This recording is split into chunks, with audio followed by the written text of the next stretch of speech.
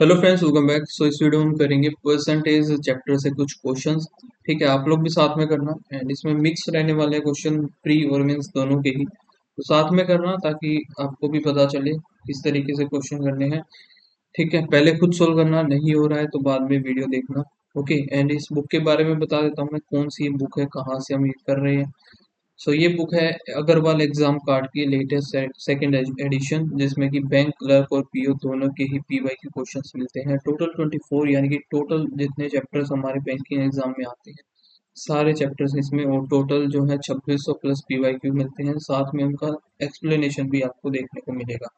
ठीक है, और पीवाईक्यू क्वेश्चन है तो काफ़ी अच्छा रहता है हमारे लिए पता लगाना कि किस तरीके के, किस लेवल के क्वेश्चन आते हैं बैंकिंग एग्जाम में। एसएससी से थोड़ा सा डिफरेंट रहता है, बट पता लगाना जरूरी है। ठीक है, इसमें है क्या क्या चीज़ें, देखो चैप्टर वाइज है। चैप्टर वाइज में आप जाओगे तो टॉपिक वाइज भी दिए हुए हैं, जैसे कि नंबर सिस्टम है। अब हम परसेंटेज का ही उठा लेते हैं, परसेंटेज का है chapter number 6।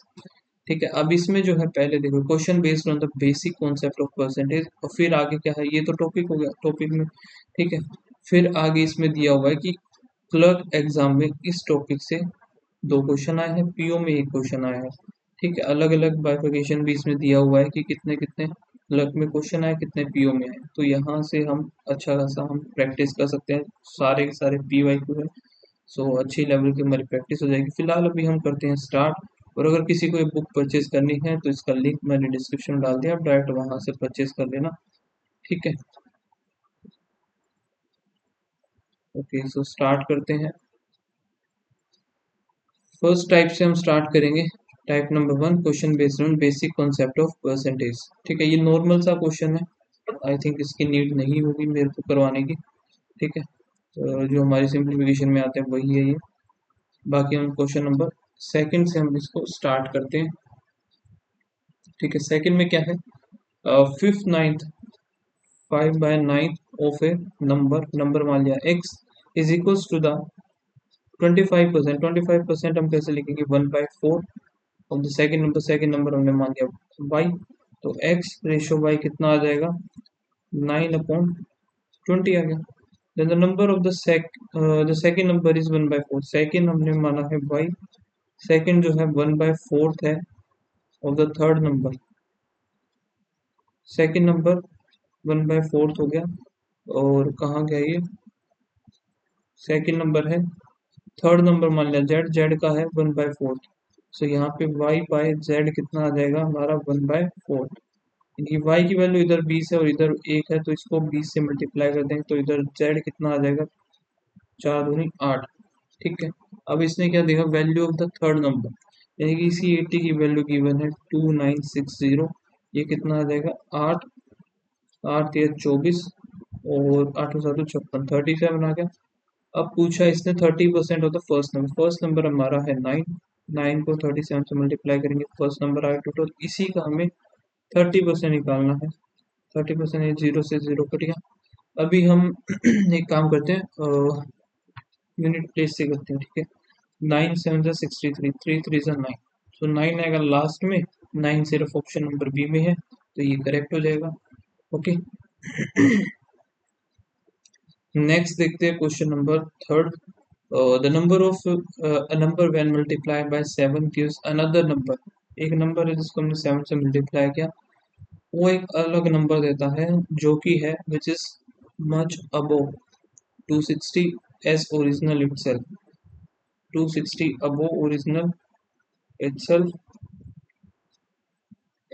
As the original itself is, एक सेकंड दोबारा पढ़ते हैं। Multiply by 7 gives another number which is as above, as much above 260 as original number itself is below 260। so यानी कि 260 इक्वल्स टू में अबोव 260 माइनस एक्स, तो यहाँ से 8x कितना आ जाएगा, 520। अब 8 से करते हैं, 8×6 = 48, 8×5 = 40, तो x की वैल्यू आ गई 65। पूछा गया इसने what is the 32% of the original. अब इसी का 32, 65 का 32% हम निकालेंगे, 13 आ गया। यहाँ पे आएगा 20, 10, 16, और 16×3 = 48 का 8, 4, 16, 20, 20.8 इसका आंसर आ गया option number C. Next question है क्वेश्चन नंबर 4। इसमें क्या है, अब यहाँ पे टाइप नंबर 2 स्टार्ट हो जाता है जो कि है question based on net increase और डिक्रीज। ठीक है, इसमें है 5% of one number x is, 5% हम कैसे लिखेंगे, 1/20। 5% of one number x is 25% मोर, 25% कैसे, 1/4 यानी कि 5/4। द अनदर नंबर वाई, तो ये आ गया 5, तो एक्स वाई कितना, 5×5 = 25, यहाँ पे आ गया 1।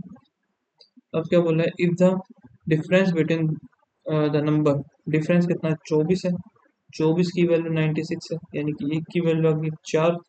पूछा गया find the value of x, x कितना है हमारा 25 है, तो एक्स की वैल्यू टोटल आ जाएगी 100। Option number B correct answer हो जाएगा इसका। नेक्स्ट करते हैं हम क्वेश्चन नंबर 5। फिफ्थ में क्या है, the length of a rectangle field increase by, length increase कर दी कितनी, 20%। 20% का फ्रैक्शन वैल्यू 1/5, 5 थी पहले, 20% इंक्रीज कर दी 6 हो जाएगी। ठीक है, वैसे ही ब्रेथ डिक्रीज बाय 20%, यानी कि 5 थी, ये 5 से 4 हो जाएगी। The area will be, area इतना हो गया, तो यहाँ से 5×5 = 25, 6×4 = 24, इसकी वैल्यू 192 है, यानी कि एक की वैल्यू 8 आ गई। पूछा गया ओरिजिनल, ओरिजिनल इसको 8 से मल्टीप्लाई कर देंगे, सो 200 आ जाएगी ओरिजिनल, ओरिजिनल एरिया 200 आ गया। सो नन ऑफ दिस इसका ऑप्शन हो जाएगा। इन एन एग्जाम अमी स्कोर, क्वेश्चन नंबर 6, अमी score 25%, in the same exam Bini score 60% and receive 51%, 51 marks more than the total marks। CND बनेगा इसका आंसर। क्यों बनेगा वो भी बता देता हूँ, देखो जो एग्जैक्ट वैल्यू है सिर्फ सेकंड लाइन में गिवन है, जो कि है in the same exam Bini score करती है 60% ऑफ द 60%, और receive 51 marks more than the Anu, Anu ने जितना भी स्कोर किया है हमें नहीं पता, उससे 51 करती है, लेकिन अनु का पता होता तो हम उसमें 51 ऐड करते, फिर हम उसको मान लेते कि वो 60% रहता, तो 100% की वैल्यू हम निकाल लेते, लेकिन पता ही नहीं हमें, तो निकालेंगे कैसे, तो इस वजह से सी एन डी आएगा।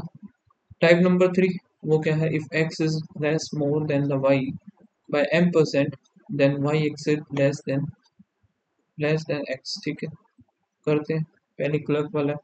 तो question number 7, if Raman salary is, Raman की सैलरी है 25% हायर देन रोहन, तो 1/4 होता है 25%, तो 5/4 ऑफ रोहन। ठीक है, how much percentage is Rohan salary lower than the, अब ये बताना है कि रोहन की सैलरी कितनी लोअर है, कितनी कम है रमन से। अब फ्रैक्शन के अकॉर्डिंग हमें कितनी कम दिख रही है, एक कम दिख रही है, तो एक कम हो जाएगी, किसके रिस्पेक्ट में निकालना हमें, रमन के रिस्पेक्ट में, तो अपॉन में 5, इंटू में हमारा वही 100, तो यहाँ से आ जाएगा 1/5, 20%। ठीक है, नेक्स्ट हमारा question number 8, the wheat sold by shopkeeper contain 10% low quality wheat।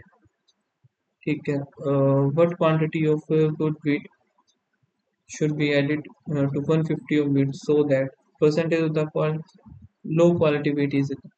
तो एक हमने मान लिया हाई क्वालिटी, एक मान लिया लो क्वालिटी। तो स्टार्टिंग में क्या था, सोल्ड करता है 10% लो क्वालिटी, 10% हमने एक ही मान लिया, बचा हुआ 90% हाई क्वालिटी हो गया। अब ये पूछ रहा है what is the quantity of the high quality wheat is added.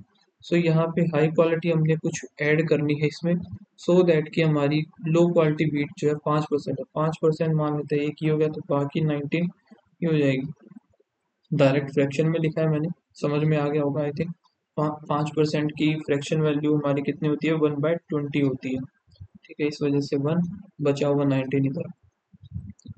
अब ये बोल रहा है कि 150 जो है ओरिजिनल फ्रैक्शन था, ओरिजिनल जो क्वांटिटी थी वो थी 150, यानी कि यहाँ से 10 की वैल्यू कितनी थी, 150 थी। अब हमने ऐड भी 10 ही किया इसमें, 9 से 19 हो रहा है, 10 ऐड किया है, तो आंसर भी हमारा 150 ही आएगा। यही पूछा हमें, कितना ऐड किया, तो 150 हमारा आंसर आ गया। अब आते हैं हमारा टाइप नंबर 4, जिसमें क्वेश्चन बेस्ड ऑन रेशियो। ठीक है, क्वेश्चन नंबर 9 हम कर लेते हैं अभी। The ratio of the salary of Rahul Vijay 1:3 and each spend 15% of his salary on house rent। सो इसको हम 100 से मल्टीप्लाई कर देते हैं। सो ये इनकी थी इनकम। ठीक है, रेंट कितना आ जाएगा, 15%, 15 ये आ गया, 15 थी 45 ये आ गया हमारा। आगे देखते हैं, find the house rent paid by the Rahul. So ये वैल्यू हमें फाइंड आउट करनी है। The remaining amount with Rahul and Vijay together, remaining कितना हो गया 85, इसका बचिया माइनस करेंगे तो यहाँ से 355 हो गया। दोनों का ऐड करें, 5 9 10 और 9 4, 3 और 1 4, 440, 3 से नहीं आएगा भाई, 2 आएगा। सो 340 बनेगा ना। 340 की वैल्यू कितनी है, 42500, एक जीरो से काट दिया, 17 दूनी।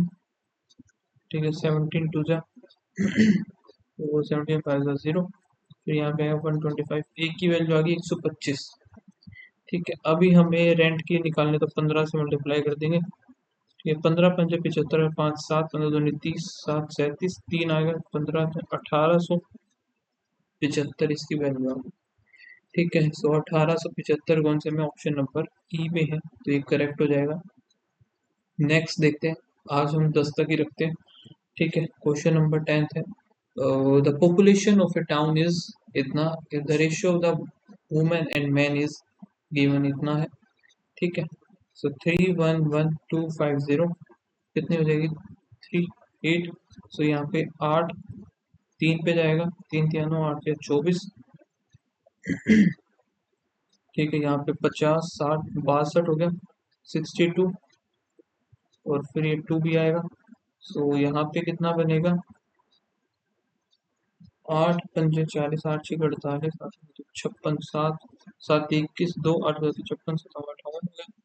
फिर यहाँ पे 7 ये आ गया, तो 20 40 41 5 50।